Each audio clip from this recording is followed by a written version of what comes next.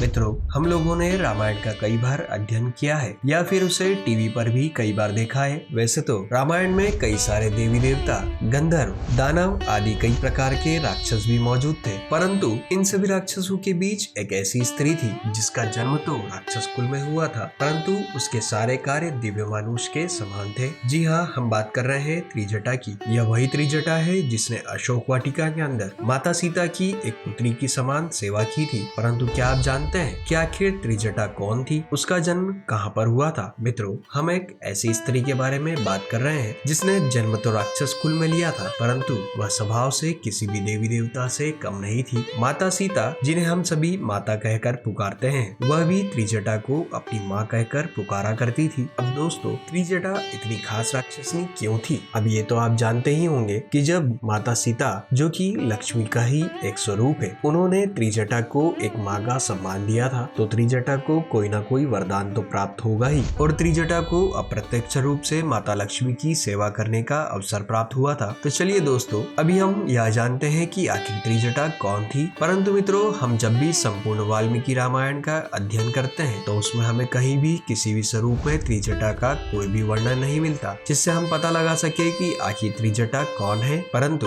अन्य प्रकार की रामायणों में त्रिजटा के बारे में अलग अलग उल्लेख मिलता है, जिससे हम 100% यह तो नहीं कह सकते कि आखिर त्रिजटा कौन है। पर उन सभी में जो सबसे प्रसिद्ध कथा है वो हम आपको बताते हैं। कहा जाता है कि त्रिजटा अपने इस जन्म से पहले एक बहुत ही खूबसूरत अप्सरा हुआ करती थी और वह इंद्र की सभा में नृत्य किया करती थी। उनका नाम सुलेखा हुआ करता था। कहते हैं कि सुलेखा चित्रसेन नामक गंधर्व से प्रेम करती थी और वह दोनों एक साथ इंद्र के दरबार में नृत्य किया करते थे और इसी नृत्य से वह सभी का मन भी मोह लिया करते थे। वहीं एक दिन सुलेखा इंद्र से इजाजत लेकर के चित्रसेन के साथ पृथ्वी लोक पर भ्रमण करने के लिए पहुंच जाती है, जहां पर भ्रमण करते हुए वह दोनों नृत्य करने लगते हैं। वहीं पास ही में ऋषि दुर्वासा घोर तपस्या में लीन थे, परंतु सुलेखा और चित्रसेन अपने नृत्य में इतने मदमस्त हो गए थे कि उन्हें अपने पास बैठे घोर तपस्वी श्री दुर्वासा के तप के बारे में भी पता नहीं चला और इसी वजह से ऋषि दुर्वासा का तप भी भंग होने लगा था। समय के साथ उनका नृत्य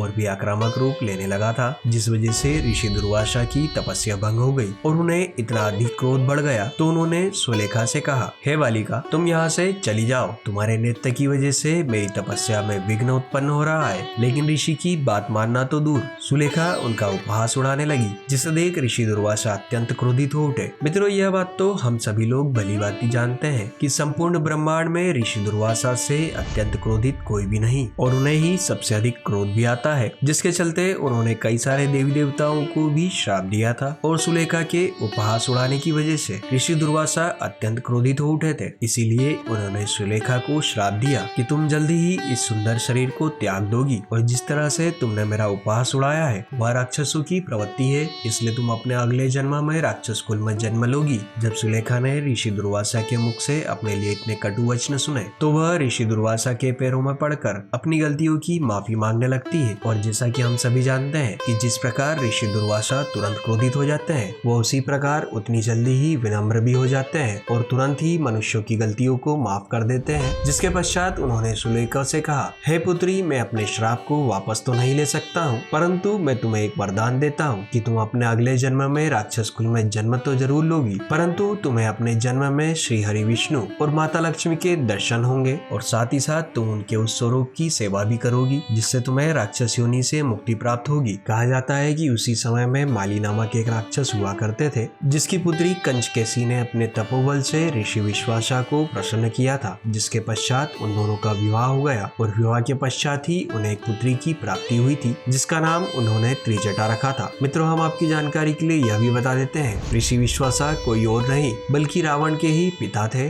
ऋषि ने अनेक विवाह किए थे और उनमें से ही उनकी एक पत्नी जिनका नाम कैकसी था और उन्हीं से उन्हें रावण एक पुत्र के रूप में प्राप्त हुए थे। और इसी वजह से कई सारे पुराणों का यह भी मानना है कि त्रिजटा अप्रत्यक्ष रूप से रावण की ही एक बहन थी और ऋषि दुर्वासा के श्राप और वरदान की वजह से सुलेखा का अगला जन्म राक्षस रूप में तो हुआ और उन्होंने अशोक वाटिका के अंदर माता सीता की एक माँ के रूप में सेवा की थी और साथ ही साथ रावण के वध के पश्चात माता सीता जब लौट रही थी तो उन्हें सुसज्जित भी त्रिजटा ने ही किया था, जिसके पश्चात त्रिजटा ने कई वर्षों तक लंका में निवास किया और वह अपने जीवन के अंतिम समय में काशी में निवास निवास करने लगी, वहीं पर उन्होंने अपने शरीर को भी त्यागा था। मित्रों, कहा जाता है कि काशी में आज भी त्रिजटा माता का मंदिर बना हुआ है, जहां पर आप जाकर के उनकी पूजा अर्चना कर सकते हैं। तो मित्रों, यह थी त्रिजटा की कुछ अनसुनी कहानी। आपको हमारी वीडियो कैसी लगी कमेंट करके जरूर बताएं। अगर आपको हमारी वीडियो अच्छी लगी हो तो वीडियो को लाइक करके चैनल को सब्सक्राइब जरूर करें।